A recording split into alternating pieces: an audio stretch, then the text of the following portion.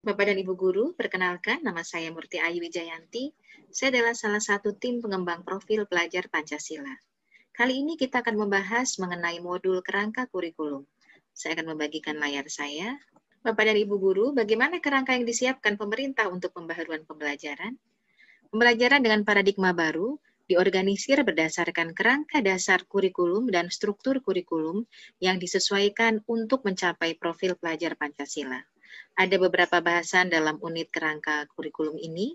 Yang pertama adalah kerangka dasar kurikulum, profil pelajar Pancasila, struktur kurikulum, dan prinsip pembelajaran dan asesmen.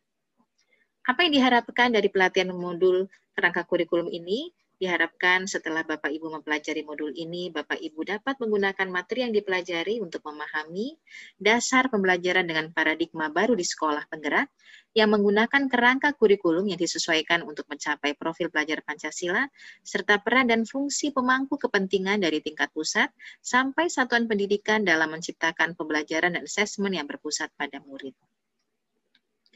Capaian dari unit modul ini adalah untuk kerangka dasar kurikulum, peserta dapat memahami pentingnya penyesuaian kurikulum dalam upaya pembaharuan pembelajaran. Pada unit modul profil pelajar Pancasila, peserta dapat menjelaskan apa yang dimaksud dengan profil pelajar Pancasila, kemudian dapat menjelaskan dimensi-dimensi profil pelajar Pancasila, serta menjelaskan kegunaan profil pelajar Pancasila. Pada unit modul struktur kurikulum, peserta dapat mengetahui struktur kurikulum sekolah penggerak dari tingkat PAUD sampai SMA. Berikutnya, pada prinsip pembelajaran asesmen, peserta dapat menjelaskan fungsi dari prinsip pembelajaran dan asesmen. Berikutnya, peserta dapat menjelaskan apa saja prinsip asesmen, prinsip pembelajaran, serta dapat menjelaskan keterkaitan prinsip pembelajaran dan asesmen. Saat ini kita berada pada kerangka dasar kurikulum. Jika Bapak Ibu perhatikan, sama halnya dengan kurikulum 2013, kurikulum sekolah penggerak juga mengacu kepada tujuan pendidikan nasional dan standar nasional pendidikan. Dari tujuan nasional pendidikan, kemudian dirumuskanlah profil pelajar Pancasila, yang kemudian dirumuskan menjadi standar kompetensi lulusan. Dan berikutnya diturunkan menjadi standar isi, standar proses, standar penilaian, dan standar yang lainnya. Untuk standar proses kemudian diturunkan menjadi struktur kurikulum, capaian pembelajaran, serta prinsip pembelajaran dan asesmen. Dan ini adalah kewenangan dari pemerintah pusat untuk menentukan kerangka kurikulum. Dan apabila Bapak Ibu perhatikan, di sini juga disediakan contoh perangkat ajar, seperti buku teks pelajaran, bahan ajar, modul ajar mata pelajaran, proyek profil pelajar Pancasila, dan contoh kurikulum operasional sekolah, yang kemudian dikembangkan oleh masing-masing satuan pendidikan menjadi kurikulum operasional di satuan pendidikan yang di dalamnya ada visi dan misi satuan pendidikan, karakteristik peserta didik, dan konteks dan kebijakan lokal. Dan Bapak Ibu, kita semua mengetahui bahwa peningkatan kualitas pendidikan membutuhkan penyesuaian kurikulum dan pembelajaran. Dan kita juga sama-sama mengetahui bahwa kurikulum bersifat dinamis, sehingga harus selalu dikembangkan sesuai dengan kebutuhan perkembangan zaman, perkembangan teknologi. Oleh karena itu, pembelajaran dengan paradigma baru diperlukan. Dan salah satu upaya untuk pembaharuan pembelajaran adalah dengan mengatur pembagian kewenangan antara pemerintah pusat dan satuan pendidikan dalam hal pengelolaan pembelajaran. Kita akan membahas mengenai kewenangan pusat dan satuan pendidikannya, Ibu dan Bapak. Pemerintah pusat memiliki kewenangan untuk menetapkan struktur kurikulum, profil pelajar Pancasila, capaian pembelajaran, dan prinsip pembelajaran dan asesmen. Untuk tiga hal ini, seperti struktur kurikulum, profil pelajar Pancasila, dan prinsip pembelajaran dan asesmen akan dibahas dalam modul kerangka kurikulum ini. Berikutnya adalah setiap satuan pendidikan memiliki kewenangan untuk menyusun visi, misi, dan tujuan sekolah, kebijakan sekolah terkait kurikulum, kemudian pembelajaran dan asesmen, serta mengembangkan kurikulum operasional yang menjadi kebijakan tentang pembelajaran di tingkat satuan pendidikan. Jadi dalam hal ini, Ibu dan Bapak, kita semuanya sama-sama memahami sekarang bahwa pusat menyediakan struktur kurikulum, kemudian profil pelajar Pancasila, capaian pembelajaran, dan prinsip pembelajaran dan asesmen. Sedangkan sekolah memiliki kewenangan untuk mengembangkannya. Jadi misalnya untuk capaian pembelajaran sudah ada, berikutnya diturunkan oleh satuan pendidikan menjadi kurikulum operasional satuan pendidikan. Demikianlah Bapak dan Ibu guru bahasan mengenai kerangka dasar kurikulum.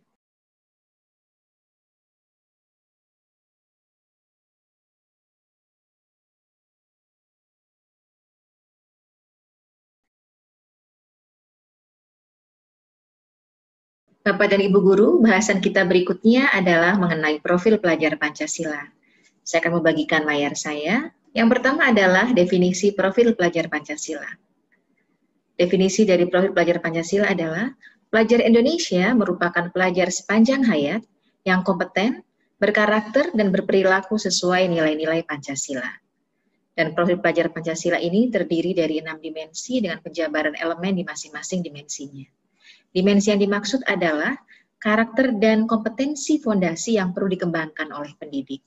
Kita akan membahasnya satu persatu. Yang pertama adalah beriman, bertakwa kepada Tuhan Yang Maha Esa dan berakhlak mulia. Pelajar Indonesia yang beriman, bertakwa kepada Tuhan Yang Maha Esa dan berakhlak mulia itu adalah pelajar Indonesia yang menghayati keberadaan Tuhan dan selalu berupaya untuk mentaati perintah serta menjauhi larangan sesuai dengan ajaran agama dan kepercayaan yang dianutnya. Beriman dan bertakwa kepada Tuhan Yang Maha Esa diwujudkan ke dalam akhlak yang mulia, baik dalam beragama, jadi akhlak dia kepada Tuhannya, kemudian akhlak yang baik kepada diri sendiri, bagaimana ia berperilaku terhadap dirinya sendiri, bagaimana ia menjaga kesehatan dirinya, kemudian akhlak kepada sesama manusia, bagaimana ia berperilaku kepada sesama manusia, bagaimana ia berinteraksi kepada sesamanya. Berikutnya adalah akhlak kepada alam, jadi bagaimana ia berperilaku kepada dengan alam sekitarnya, dengan lingkungan sekitarnya, dan bagaimana ia berakhlak kepada negara Indonesia. Dia mengerti akan hak dan kewajibannya. Berikutnya adalah berkebinekaan global. Di sini, pelajar Indonesia yang berkebinekaan global adalah pelajar Indonesia yang memiliki identitas diri yang matang. Ia mampu menunjukkan dirinya sebagai representasi budaya luhur bangsanya, sekaligus memiliki wawasan serta keterbukaan tentang eksistensi ragam budaya daerah, nasional, dan global. Dia mengerti akan budayanya, kemudian dia dalam hal ini ia memiliki sikap menghormati keberagaman dan toleransi terhadap keberbedaan. Untuk mencapai keberkebinekaan global, pelajar Indonesia harus dapat mengenal dan menghargai budayanya, kemudian dapat berkomunikasi dan berinteraksi antar budaya, kemudian berefleksi dan bertanggung jawab terhadap pengalaman kebinekaan serta berkeadilan sosial. Berikutnya adalah mandiri. Pelajar Indonesia yang mandiri itu seperti apa? Pelajar Indonesia yang mandiri adalah pelajar Indonesia yang memiliki prakarsa atas pengembangan dirinya, yang tercermin dalam kemampuan untuk bertanggung jawab, memiliki rencana strategis, melakukan tindakan dan merefleksikan proses dan hasil pengalamannya. Oleh karena itu, ia perlu memiliki kesadaran akan dirinya.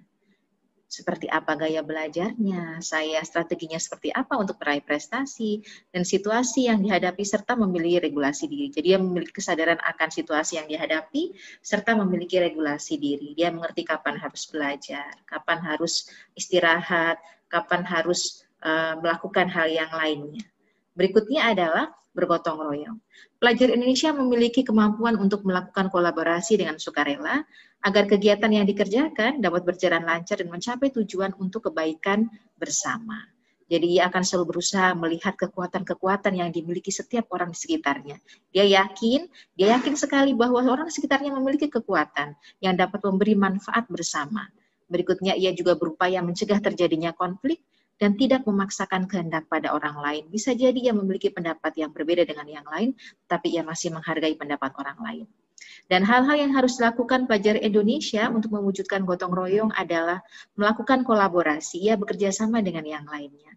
Berikutnya, memiliki kepedulian yang tinggi, peka terhadap lingkungannya, dan berbagi dengan sesama. Berikutnya adalah bernalar kritis. Pelajar Indonesia yang bernalar kritis adalah pelajar yang mampu berpikir secara objektif, kemudian sistematis dan saintifik dengan mempertimbangkan berbagai aspek berdasarkan data dan fakta yang mendukung, sehingga ia dapat membuat keputusan yang tepat, serta berkontribusi memecahkan masalah dalam kehidupan dan terbuka dengan penemuan baru. Untuk bernalar kritis, pelajar Indonesia perlu memperoleh dan memproses informasi serta gagasan dengan baik. Setelah memperoleh informasi, ia bisa memprosesnya dengan baik, lalu menganalisa dan mengevaluasinya, kemudian merefleksikan pemikiran dan proses berpikirnya. Berikutnya adalah kreatif. Pelajar Indonesia mampu memodifikasi dan menghasilkan sesuatu yang orisinal, bermakna, bermanfaat, dan berdampak. Dalam bentuk apa? Baik dalam bentuk gagasan, tindakan, dan karya nyata secara proaktif dan independen, untuk menemukan cara-cara lain dan berbeda untuk bisa berinovasi.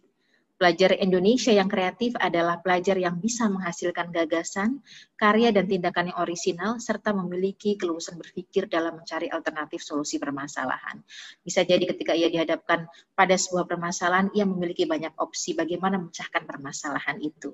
Itu adalah 6 dimensi profil pelajar Pancasila, dan ini adalah ringkasannya Ibu dan Bapak Guru.